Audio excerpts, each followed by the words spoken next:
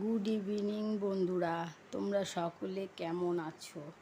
আজকে একটা ছোট্ট ভিডিও নিয়ে আসছি তোমাদের সামনে।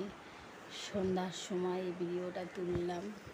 আমরা যেহেতু আজকে দুজনে একটু ঘুরতেই গেছি, ঘুরতে মানে মেয়ে জামাইয়ের বাড়ি।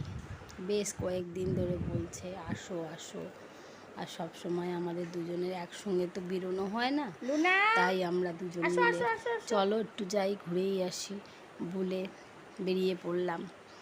আর এই এসে দেখো দুটোতে ছোট্ট লুনা আর ডগু এত ঝাপাঝাপি করছিল আমাদেরকে পেয়ে, আনন্দে আত্মহারা হয়ে।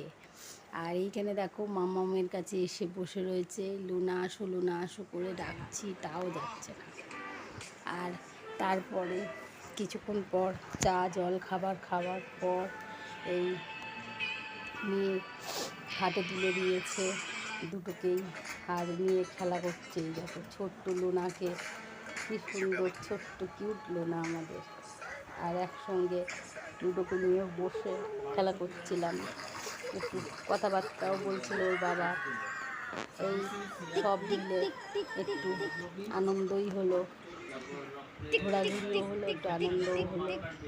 আর সত্যি কথা বলতে এখন সব সময় খুব একটা বেরোতেও পারি না, আর এদিকে বেশি যে আমি ভিডিও করব সেটুকুও সময় পাই না। তোমাদের সঙ্গে শেয়ার করেছি যে আমি অন্য বিউটিশিয়ানের কাজ শিখছি আর মেকআপের কাজ শিখছি, সব কিছু শিখছি, তো সেই জন্য সব দিক করে সময় পাই না, আর একটু ভিডিওও ছাড়তে পারি না, খুব কমই ভিডিও ছাড়ছি। তাও আজকে আমার এই ছোট্ট ভিডিওটা তোমরা সবাই দেখো, কেমন হয়েছে তোমরা জানিও। আর এই দিকে দেখো আমরা ওদেরকে টাটা করে এই বেরিয়ে পড়লাম বাড়ির উদ্দেশ্যে। এই চলে এলাম। এখন আমরা বাড়ি এসে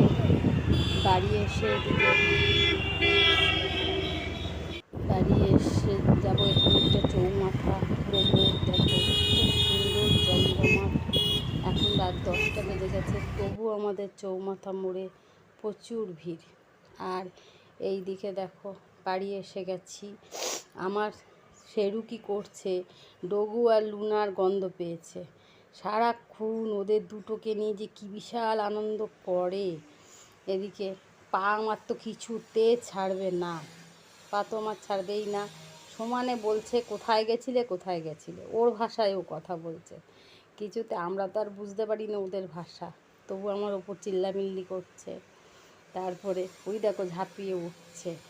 এতটাই দুষ্টু হয়ে গেছে আমার শেরু, কথাও শোনে না এখন, খুব উল্টে মেজাজ নেয়। তারপরে আমি এখানেই ভিডিওটা রাখলাম বন্ধুরা। তোমরা সকলে ভালো থেকো, শুভরাত্রি, সকলে আনন্দে থেকো।